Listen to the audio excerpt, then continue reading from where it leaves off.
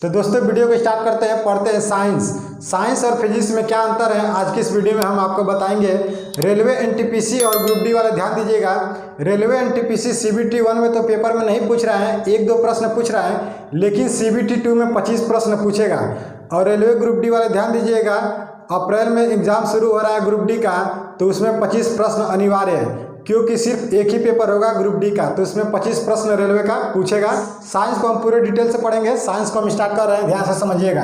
देखिएगा साइंस और फिजिक्स में क्या अंतर है, सब कुछ समझ जाएंगे आप। देखिए साइंस जो है इसको हिंदी में बोलते हैं विज्ञान, समझिएगा। विज्ञान को तोड़ेंगे तो बी प्लस ज्ञान होता है, जिसका अर्थ होता है विशेष ज्ञान, समझिएगा। हम डिटेल पढ़ेंगे, एक भी प्रश्न को छूटने नहीं देंगे, समझिएगा। साइंस को क्या बोलते हैं, विज्ञान। विज्ञान को तोड़ रहे हैं तो बी प्लस ज्ञान, बी का मतलब होता है विशेष और ज्ञान का मतलब होता है ज्ञान, विशेष ज्ञान। साइंस जो है यह लैटिन भाषा का शब्द है। प्रश्न पूछेगा कि साइंस किस भाषा का शब्द है, तो आपका आंसर हो जाएगा लैटिन भाषा का। जो साइंस है यह लैटिन भाषा के किस शब्द से बना है, तो साइंटिया से बना है, जिसका नाम है, जिसका हिंदी में नाम होता है जानना, जानना, जिसको इंग्लिश में बोलते हैं टू नो, समझिएगा। जो साइंस है यह एक लैटिन भाषा का शब्द है। यह लैटिन भाषा के किस शब्द से बना है, तो साइंटिया से बना है, जिसका अर्थ होता है टू नो, और हिंदी में बात कर रहे हैं तो होता है जानना, समझिएगा। आइए नेक्स्ट समझते हैं फिजिक्स के बारे में। देखिए फिजिक्स हिंदी में क्या बोलते हैं, भौतिकी। इसके पिता किसे कहा जाता है, तो सर आइजैक न्यूटन को। अच्छा ये समझिएगा, भौतिकी के पिता सर आइजैक न्यूटन को ही क्यों कहते हैं, क्यों नहीं अल्बर्ट आइंस्टीन को कहते हैं, तो समझिएगा। फिजिक्स जो है इसको हिंदी में बोलते हैं भौतिकी, जिनके पिता हैं सर आइजैक न्यूटन। यह किस देश के हैं, तो इंग्लैंड के। किस देश के हैं, इंग्लैंड के। फिजिक्स जो है यह किस भाषा का है, तो ग्रीक भाषा का, समझिएगा। यहाँ पर तो डिफरेंट आपको समझ में आ गया साइंस और फिजिक्स में, समझिएगा। साइंस जो है यह लैटिन भाषा का है, साइंस जो है यह लैटिन भाषा का है, जबकि फिजिक्स किस भाषा का है, तो ग्रीक भाषा का है, ग्रीक भाषा का है। तो समझिएगा भौतिकी को 8 भागों में बांटा गया है, 8 भागों में बांटा गया है, तो समझिएगा। तो समझिएगा 8 भाग में, जैसे में इलेक्ट्रिसिटी हो गया, लाइट हो गया, हीट हो गया, ये सब क्या है, उनके भाग हैं। तो ये आगे हम वीडियो में पढ़ेंगे, तो समझिएगा। यहाँ तक समझ में आ गया। अब देखिए भौतिकी के पिता सर आइजैक न्यूटन को क्यों कहते हैं, समझिए। सर्वात्रिक गुरुत्वाकर्षण के नियम, जिसके अनुसार सभी ब्रह्मांड एक दूसरे के आकर्षित करते हैं। यानी जो आप पिंड देखे हैं, जो ब्रह्मंडल में यानी जो वायुमंडल में जो पिंड देख रहे हैं, वो सब क्या है, एक दूसरे को आकर्षित करते हैं। जितना आप सैटेलाइट देखे होंगे या प्लेनेट जो होते हैं, ग्रह, वो क्या करते हैं, एक दूसरे से बंधे हुए रहते हैं। यही कारण है कि प्लूटो को निकाल दिया गया। इसके बारे में हम बताएंगे, ये जियोग्राफी का टॉपिक है, तो समझिएगा। सर्वात्रिक गुरुत्वाकर्षण के नियम, जिसके अनुसार सभी ब्रह्मंडलीय पिंड एक दूसरे को आकर्षित करते हैं। नेक्स्ट है पृथ्वी पर प्रत्येक वस्तु अपने केंद्र की तरफ आकर्षित करती हैं। क्या करते हैं पृथ्वी, कि कोई भी ऑब्जेक्ट को वो अपने केंद्र की तरफ आकर्षित करते हैं। जैसे मान लीजिए यह पेन है, तो यह पेन को हम गिराएंगे तो ये डायरेक्ट पृथ्वी के केंद्र पर आएगी, क्यों नहीं ऊपर जाएगी। तो क्या करती है पृथ्वी, कोई भी ऑब्जेक्ट हो वो अपने तरफ आकर्षित करती हैं, समझिएगा। इसी पर खोज किए थे आइजैक न्यूटन। आइजैक न्यूटन खोज किए थे कि कोई वस्तु ऊपर क्यों नहीं चली जाती हैं। इनके डिटेल हम बताएंगे। जो सेब के पेड़ के पास बैठे थे आइजैक न्यूटन, तो वहाँ पर सेब नीचे ही गिरा। इसके बारे में हम आगे भी वीडियो में बताएंगे, तो समझिएगा। पृथ्वी प्रत्येक वस्तु को अपने केंद्र की तरफ आकर्षित करती है, इसलिए कोई भी वस्तु क्या होती है, कोई भी वस्तु नीचे ही आती है। अगर 11.2 किलोमीटर प्रति घंटे की रफ्तार से यदि कोई भी वस्तु को पृथ्वी से भीगा जाए, तो वह पृथ्वी से ऊपर चली जाएगी। जैसे रॉकेट को उड़ाया जाता है 11.2 किलोमीटर से, आप समझ रहे होंगे। ये प्रश्न भी पूछता है कि कोई भी वस्तु पृथ्वी से ऊपर की तरफ फेंकना है तो कितने किलोमीटर की रफ्तार से भीगना पड़ेगा, तो 11.2, समझिएगा। नेक्स्ट है सूर्य की रोशनी जो श्वेत दिखाई देती है, समझिएगा। यह न्यूटन बता रहे हैं कि सूर्य की जो रोशनी है वह सफ़ेद दिखाई देती है, लेकिन यह वास्तव में 7 रंगों में मिलकर विभाजित होती है। यानी जो आप देखे हैं जो सूर्य की रोशनी, यह तो वास्तव में सफ़ेद ही दिखाई देती है, लेकिन न्यूटन बोलते हैं कि सफ़ेद दिखाई देती है, लेकिन क्या है कि वास्तव में यह 7 रंगों से ही मिलकर बना है। यह न्यूटन बोल रहे हैं। नेक्स्ट है परावर्तक दूरदर्शी भी बनाए थे।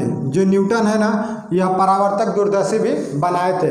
यहाँ पर हम सिर्फ दूरदर्शी की बात नहीं कर रहे हैं, परावर्तक दूरदर्शी की बात कर रहे हैं। दूरदर्शी की खोज तो गैलीलियो ने किए थे, लेकिन परावर्तिक दूरदर्शी की बात कर रहे हैं तो किसने बनाए थे? तो न्यूटन ने। नेक्स्ट है गति के नियम किसने दिए थे? तो न्यूटन ने दिए थे। दीपक परिमेय का नियम किसने दिया था?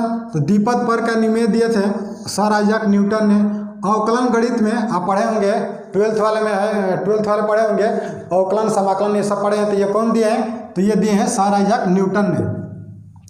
प्रकाश के कौणिक सिद्धांत किसने दिए हैं? तो न्यूटन ने दिए हैं। कैलकुलस का नियम किसने दिया है? तो न्यूटन ने दिए हैं। ये सब क्या है? ये सब हम डिटेल बताए हैं, यह स्ट्रक्चर बताए हैं साइंस और फिजिक्स के बारे में।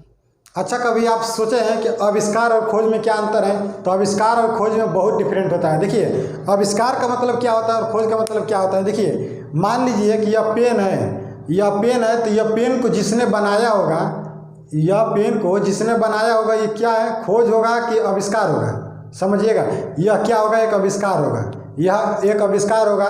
जैसे मैं समझिए आपको एग्जाम्पल में बता रहा हूँ, तो समझिएगा, बता रहे हैं।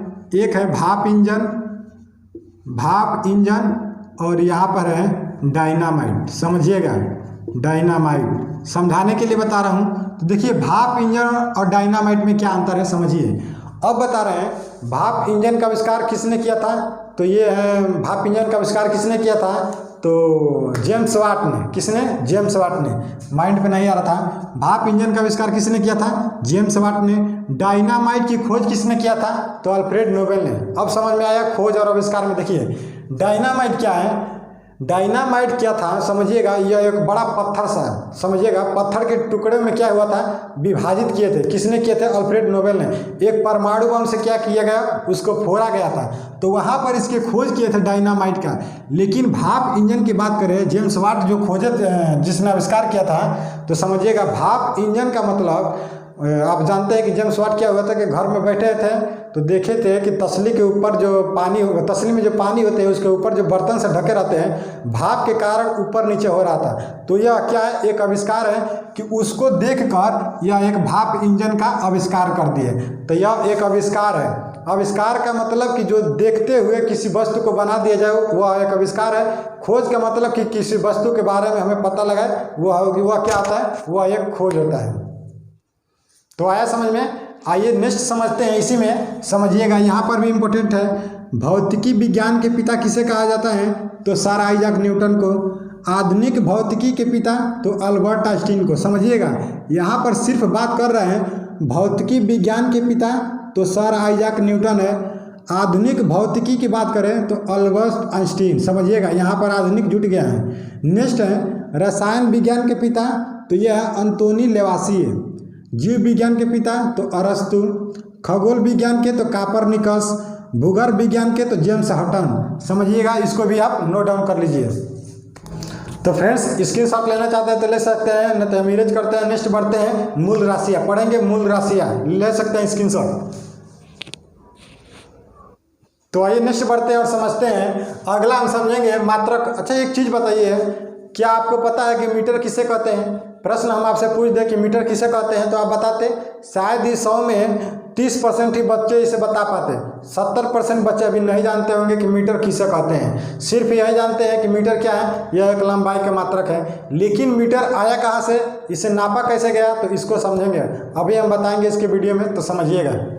तो समझिएगा मीटर को कैसे मापा गया। तो समझिएगा, प्रकाश को निर्वात में, समझिएगा प्रकाश को क्या किया गया कि निर्वात में इसकी चाल देखा गया।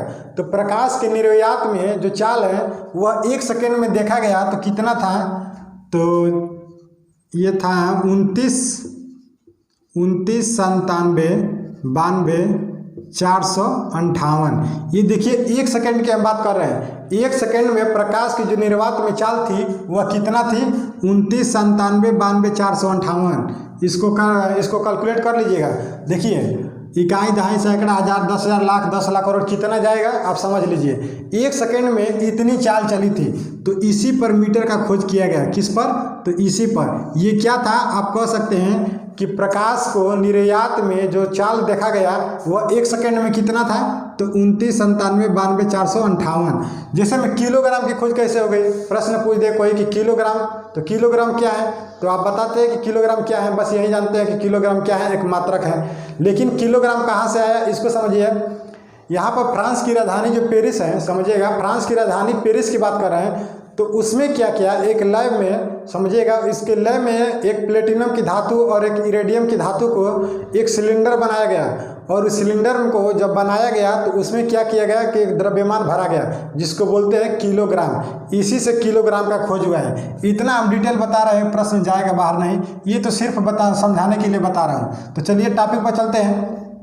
इसको सभी को हम बता देते हैं, लेकिन हमें फास्ट पढ़ना है तो समझिएगा, इसको भी कभी अच्छे से बता देंगे सभी मात्रक को। देखिए नोट इम्पोर्टेंट कर लीजिए, नोट इम्पोर्टेंट है ये। जो मात्रक वैज्ञानिक के नाम पर होता है, समझिएगा जो मात्रक वैज्ञानिक के नाम पर होता है उसका सिंबल हमेशा कैपिटल लेटर से होता है, उसका सिंबल हमेशा कैपिटल लेटर में होता है, यानी बड़ा अक्षर में होता है। जैसे मान लीजिए यहाँ पर लिखा हूँ, देखिए न्यूटन।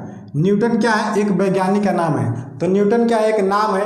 तो देखिए न्यूटन एक वैज्ञानिक का नाम भी है। तो न्यूटन को किससे दर्शाते हैं, कैपिटल एन से दर्शाते हैं ना, न कि स्मॉल से दर्शाते हैं, ये गलत है। जैसे एम्पियर है, तो एम्पियर क्या है, एक एम्पियर एक वैज्ञानिक का नाम है। तो देखिए कैपिटल एस दर्शाए हैं, स्मॉल एस नहीं दर्शाए हैं, नहीं दर्शाया जाता है। कूलाम की बात करते हैं तो कूलाम को सी से दर्शाते हैं, ये भी एक वैज्ञानिक का नाम है। अब आइए समझते हैं जिसका वैज्ञानिक नाम ना हो उसके लिए। तो जैसे देखिए मीटर, क्या मीटर किसी वैज्ञानिक का नाम है, नहीं है, तो उसको हम स्मॉल से दर्शाते हैं। किलोग्राम किसी वैज्ञानिक का नाम है, नहीं है, तो इसलिए केजी से दर्शाते हैं। तो अब आपको समझ में आ गया कि कैपिटल में, साइंस में जो कैपिटल में अक्षर लिखा जाता है वो क्या है, वो एक वैज्ञानिक का नाम है, इसलिए उसको सिंबल कैपिटल में लिखा जाता है। अगर कैपिटल में ना हो तो आप समझ जाइएगा कि वह वैज्ञानिक का नाम नहीं है। आइए नेक्स्ट समझते हैं। प्रतीक को कभी बहुवचन के रूप में नहीं लिखते हैं। ये जो प्रतीक देखते हैं इसको कभी बहुवचन में नहीं लिखते हैं। जैसे हम लिखे यहाँ पर देखिए 50 मीटर, ये 50 मीटर सही है, लेकिन इसको बहुवचन में लिखना होगा तो क्या हम इसको लिखते हैं 50 मीटर, यस गलत है, इसको बहुवचन के रूप में नहीं लिख सकते हैं। नेक्स्ट समझते हैं, प्रतीक के बाद कोई विराम चिन्ह का प्रयोग नहीं किया जाता है। जैसे मान लीजिए कि हम लिखे यहाँ पर 100 मीटर, तो क्या यहाँ पर विराम चिन्ह लगाएंगे, नहीं लगाएंगे। प्रतीक के बाद विराम चिन्ह का प्रयोग नहीं किया जाता है। यहाँ पर सब समझाने के लिए बता रहा हूँ। नेक्स्ट पढ़िएगा, देखिए मूल राशि, मूल मात्रक और संकेत। लेकिन प्रश्न क्या बनता है कि मूल राशियों की संख्या कितनी होती है, तो मूल राशियों की संख्या होती है 7। प्रश्न पूछेगा कि मूल राशियों की संख्या कितनी होती है, तो आपका आंसर होना चाहिए 7। अच्छा यहाँ पर लिख दे रहा हूँ 1 2 3 4 5 6 7, कितनी है, 7 है। देखिए लंबाई का मात्रक क्या होता है, मीटर, किससे दर्शाते हैं, स्मॉल एम से। इसको बता दिया हूँ ना कि देखिए मीटर, अगर कोई आपसे पूछे कि मीटर किसे कहते हैं तो अब आप बता सकते हैं। तो समझिएगा द्रव्यमान, द्रव्यमान का मूल मात्रक क्या होता है, किलोग्राम। संकेत क्या होता है, केजी होता है। देखिए के क्या है, स्मॉल में है और जी भी स्मॉल में है। समय का मात्रक क्या होता है, तो सेकेंड होता है, और स्मॉल एस से इसका संकेत करते हैं। विद्युत धारा का मात्रक क्या होता है, एम्पियर। अभी बताया कि एम्पियर क्या है, एम्पियर के एक वैज्ञानिक का नाम है, इसलिए एम्पियर को कैपिटल ए से दर्शाते हैं, बता दिया हूँ इसको। ताप का मात्रक क्या होता है, केल्विन। केल्विन क्या है, तो समझिएगा केल्विन एक साइंटिस्ट का नाम है, इसलिए हम कैपिटल के से दर्शाए हैं इसको भी। ज्योति तीव्रता का मात्रक क्या होता है, कैंडिला होता है, जिसको दर्शाते हैं CD से, स्मॉल C और D है, समझिएगा। नेक्स्ट है पदार्थ की मात्रा। तो पदार्थ की मात्रा का मूल मात्रक क्या होता है, मोल होता है। किससे दर्शाते हैं, तो मोल से, यस स्मॉल एम और O और L होता है, सभी स्मॉल में होता है। तो आइए नेक्स्ट समझते हैं। अगर प्रश्न पूछेगा कि SI पद्धति में कितने पूरक मात्रक होते हैं, समझिएगा SI पद्धति में यहाँ पर पूरक की बात किया है। यहाँ पर पूछेगा कि भौतिक राशि में, लिख लीजिए भौतिकी राशि में मूल मात्रक कितने होते हैं, तो आपका आंसर होना चाहिए 7। लेकिन प्रश्न पूछे कि SI पद्धति में पूरक मात्रक कितने होते हैं, तो पूरक मात्रक 2 होते हैं। पूरक मात्रक कितने होते हैं, 2 होते हैं। देखिए यहाँ पर है पूरक राशि, पूरक मात्रक और संकेत, जैसे यहाँ पर बताया हूँ। तो देखिए 2 कौन से है, पहला है समतल कोण, जिसका पूरक मात्रक क्या होता है, रेडियन। किससे दर्शाते हैं, तो रेडियन से, RAD से। नेक्स्ट है दूसरा है घन कोण। जिसका पद्धति में की मात्रक क्या होता है, इसका पूरक मात्रक हो जाएगा स्टेरेडियन। किससे दर्शाते हैं, तो स्मॉल एस और आर से। आया समझ में यहाँ पर? तो दोस्तों यहाँ तक समझ में आया। अभी तो स्टार्ट किए हैं, समझिएगा कि यह एक इंट्रोडक्शन ही था। हम पूरे डिटेल से बताएंगे। यहाँ पर हम सबको बता देंगे कि सेकंड को कहाँ से मात्रक आ गया, एम्पियर का मात्रक क्या है, केल्विन कैसे आ गया, कैंडिला कैसे आ गया, मोल कैसे आ गया, हम सब बताएंगे। तो साइंस वाले ध्यान दीजिएगा, रेलवे और एनटीपीसी वाले वीडियो को ध्यान से समझते चलिएगा, नोट डाउन करते चलिएगा, क्योंकि 25 प्रश्न आएगा CBT 2 में और रेलवे ग्रुप डी में। तो विशेष तौर से आप लिखते चलिएगा। तो फ्रेंड्स आज के वीडियो में सिर्फ इतना ही, फिर अगले नेक्स्ट वीडियो मिलते हैं। तब तक के लिए थैंक यू, जय हिंद, जय भारत।